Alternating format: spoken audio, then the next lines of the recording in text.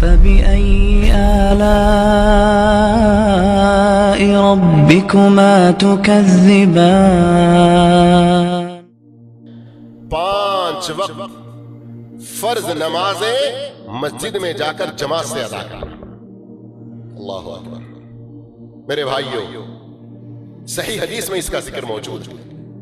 حدیث میں پڑھنے سے پہلے پھر ایک مرتبہ یاد دلاؤں، سال میں ایک مرتبہ فرض حج کے لیے جتنی دوڑ دھوپ، جتنی کچھ کمائی، اس کے لیے ہم نمازیں چھوڑتے ہیں. اس کے لیے ہم دوسرے بہت سارے حرام کاموں میں بھی پڑھنے کا خطرہ رہتا ہے.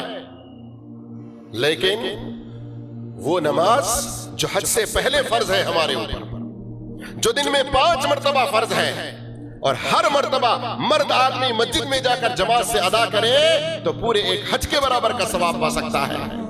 اس سے ہم کبھی غفلت نہ برتیں، کبھی غفلت نہ برتیں. نبی کریم صلی اللہ علیہ وسلم فرماتے ہیں، من خرج من بیتہ متطہرا، جو اپنے گھر سے باوضو ہو کر نکلے، الی صلاۃ مکتوبہ، فرض نماز کے لیے، فاجرہ کاجر الحاج المحرم، احرام کی حالت میں حج کرنے والے کے برابر کا اسے پورا اجر ملے گا. ومن خرج الى تسبیح الضحى لا ينسبه الا اياه فاجرہ کاجر المعتمر، اور جو شخص صلاۃ الضحیٰ پڑھنے کے لیے، چاشت کی نماز پڑھنے کے لیے اٹھے تو اس کو پورے ایک عمرہ کے برابر ثواب ملتا ہے.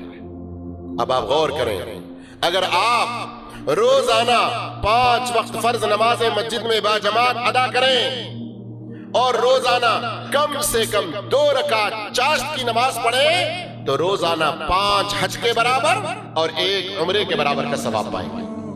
کتنی بڑی خوش نصیبی ہے.